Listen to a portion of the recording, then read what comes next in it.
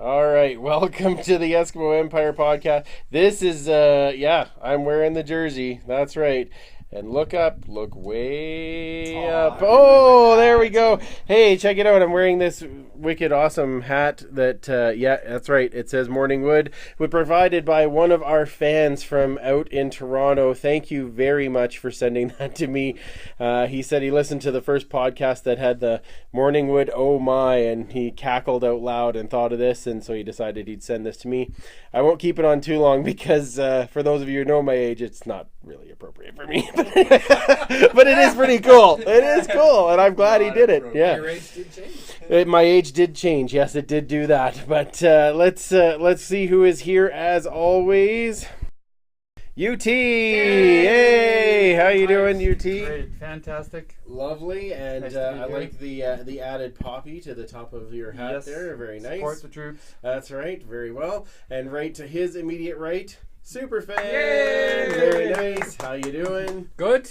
Excellent, boys. Always good after a convincing win like that, and exactly, it was a great time. It sure was. Yeah. And hey, it's the first of 3 playoff pods, right, boys? That's yes. right. Hey, that's right, exactly. Yeah, 3 playoff pods. Right. Nice. All right, Cautiously also optimistic. in No, here. because there will always be 3 no matter what. Oh, we just got, when is UT's 98th birthday? May. All right. We'll let you know. Don't you worry. I think it's 99 now because he was 98 this year. Okay, let's. Right. Yeah. Who is also here, returning to the Turf District once again? Josh. Hey, How you doing? I'm awesome. How are you? Oh, very well, very well. Thanks for I am having me glad back. you're here. Of course. Jedi's very upset there is no jazz hand, super fan. I know, I gotta save it. No, you got. I always keep wanting more. Nice.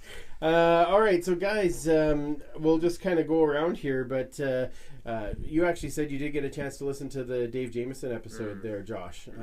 What'd you think, just from an outsider fan perspective? I've always been. I'm a communications person by trade, publicist by trade, and I've always been a big fan of Dave Jameson. In fact, when I was in school, I stalked him and I called him and I said at his office and I said, I just wanted to say I'm a big fan of yours. I had a question to ask him about how he did something with the media. And I just was really impressed by how professional he was and how straightforward he was and open and honest with things. I was crossing my fingers that it wasn't going to be this political answer type of thing, no answer stuff, but it wasn't, and my respect for him it continues to be. Yeah, he's a really good dude. And boys, you Mike, you got to listen to it all again in the editing. Yeah. And we have many more stories to come. But I mean, I didn't even use half of it. I used about a third of it for the episode, so we got lots left. That's a good foreshadowing. Yeah. So, teaser. Exactly. UT, I'm looking forward to it. Yeah. For the ones. Do you even remember the conversation, or do you? Yes, I do. Okay, yes, good. I Just do. checking. Come But on, you know, a little bit. That was funny. people give me such a hard time for putting it out there on Twitter that, you're going to love this show, blah, blah, blah. I can hardly wait till it comes out. And they go, well, you were in it. Well, you know what? I was in it, but He's 98. yeah. But the thing is, Mike, you do such a good job of editing and putting all those little thingies in there. That I look forward to that too, but the stories that he had for us was fantastic. I can hardly wait for the rest. Lovely. Yeah. That is fantastic. All right, let's swing it back around here to Josh once again. So give us, we had some good discussion points from Esks fans, and we'll just kind of go through as we go over this. But so the Esks had a bye last year. Yeah. The Stamps have it this year. A little bit different, of course, because they, we had to fight until our very last game to get that top spot. But, of course, Calgary clinched about 5 weeks ago. So do you think this last bye week is going to help or hurt as far as the Stampeders are concerned? It's so weird when I saw that question pop up, and you two, we were talking about it last year at this time because we were wondering the same thing. How are we gonna handle 3 weeks? And in fact, we even had a guest in that we actually asked him that. He was a football player, and I was trying to remember. Fred Bailey, it was Fred Bailey. Yeah. And we're asking from a conditioning perspective, is it better to have all this time off? And then, of course, everyone was watching, and they invited us to that open practice. Remember, 2 weeks in, and they walked through it. They had a bunch of guys on the team or coaches who said, "Here's how we're going to handle it. We're not going to go all out. We're going to work really hard for a little bit, get some rest and focus." And I have to believe that the Stampeders, they watched that. They saw that because we beat them in the final, and a really well beat as well. It was a great game. I have to believe that they're going to be just as prepared for that. Yeah, well, okay, and that's kind of what I'm thinking too. Superfan, you along the same lines, or what is your thoughts the here? only thing that's different between us last year and the Stampeders this year is Bo Levi didn't take a snap in the last game of their Very true. 18th game. Good point. So he's going to have 4 weeks between games. Yeah. So he's got one more game of rest. They're pretty well prepared. They practice hard all the time. So if it's going to affect it, it's certainly not going to affect it for the full game. They might show a little rust halfway through the first quarter, but after that, I think they're going to be firing on all cylinders. Who's it going to be? Who's it going to be? Winnipeg or BC that they're going to play against? And I was does just that gonna matter? ask But that does it question. matter? I guess it's Yeah. I guess Well, I mean, Winnipeg played them close both times and came closest to beating them. Yeah. So BC I think, did beat them once. but NBC beat them once, right? Yeah. So I think either one, it's not going to be a cakewalk for Calgary. Okay. No. Do you think they think that? I think that they are. We're all if you Eskimo ask- fans. Of course, we think they think that. they're cocky. Bo Levi's pretty cocky. Yeah. You know, I mean, and he'll be the first one to tell you. Everyone will tell you Bo Levi Mitchell's a pretty cocky guy. I think it's going to be BC because the West Final's in BC. If the West Final was in Winnipeg, I think it would have been Winnipeg. So that was a huge win for them, for sure. And Susan just said the Stamps choke in the Western Final more often than anyone. So I am true. okay with that. That's true. if it's cold out, cold is not good for that. Wasn't team, good for but- Doug Flutie. It's not going to be good for Bo. That's right. You know. UT, your thoughts on that quickly? Well, I'm thinking if our Calgary coach is conditioning the guys like Jones did with us, and works on them through the bye and through the time off, they'll be ready to go. Because I think Dickinson is a really good coach that way. I think he does make sure everybody's practicing, everybody's doing what they're supposed to be doing, none of this standing around stuff. And he got that from Huffnagel, so I think that'll. You know. Sorry, John just said trade UT for Durant. I don't know about Is he going to retire? only for UT is retired already. Yeah, exactly. So that's my thought. okay. Just, you know, I think that they'll be in there. Who was the conditioning coach? Is it still Sumpus? Yeah, I believe so. Oh, yes. he Yeah. retired to become conditioned. That's Yeah. right. Yeah. That's right. So I'm wondering if that's what. I mean, he's a young guy, but he's been through a lot. So Yeah, absolutely. Interesting. All right. Okay, the next one here. If I'm going to start with you again, Josh. If hypothetically Ed was to trade Franklin, we're going to talk about a lot about Franklin this evening. man. Oh yeah. I was, Okay. Oh yeah. I was talking about this with my dad. Yeah. The if he was to trade him, with Toronto, Saskatchewan, and Montreal being the main suitors, what would you demand back from each team? Okay, so I hope everyone has their wigs and keys on, because here's my call. Franklin to Toronto for Ricky Ray as a backup to become eventual quarterbacks coach with the Eskimos under Jason Moss, along with a first-round draft pick and a kicker and maybe a lineman, a Canadian lineman. And I think that somewhere along those lines, and maybe we might have to throw in a receiver to go with Franklin to go to Toronto, because for some reason they got rid of 4 of their American receivers that have all been picked up. of what the I'm not surprised. I'm not surprised because I left my dad's house. Controversial. I left my dad's house outside. I said, "Dad, I'm bringing this to the podcast because I was watching this thinking, oh my God, Ricky Ray is going to come back to the Eskimos and retire an Eskimo and become a coach." Well, politely, you shut your mouth. Yeah. Okay, no, I like John's. A stadium. I demand a stadium. Okay. Mike, if you had to put it out there with those 3 teams. Well, I think he's going to want to trade out of division. If you're going to trade Absolutely. Saskatchewan, the asking price is going to be astronomical. But they tried to get that offensive lineman. We tried to get Josiah St. John and their And second overall pick, yes. first round pick. Yeah. Second overall. Toronto doesn't have a first overall this year. Yes. Because they traded to get Willie. Get Willie. Yeah. Oh, right. Okay, Yeah, cool. so of course, Okay. unfortunately, Neither does Montreal because Yeah. they traded it to BC. yes. So that's the thing is both of those teams don't. So it would have to be the year after's first if we're going to get it. I think the Josiah St. John in a first is we're past that if we're trading in Saskatchewan. Oh, it's got to be more than that. Yeah. Because he is under contract for another full year, and because contract negotiations aren't going well with Durant right now, Yes. we're in the driver's seat if we're going to give it to Saskatchewan. Absolutely. But do we want him to go to Saskatchewan? Well, no, I'm just No. saying if we're going to, then we're going to ask the moon for that. Right. You know, it's like Warren Moon's coming back? Yes. Nice. Yay. Okay, that might We'll be the take only thing that I would Roosevelt's, say we'll okay. take- Can I ask another question? Yeah. Why was he so reluctant to trade St. James in the first place, since he was having contract issues? I have no idea. I have not heard why.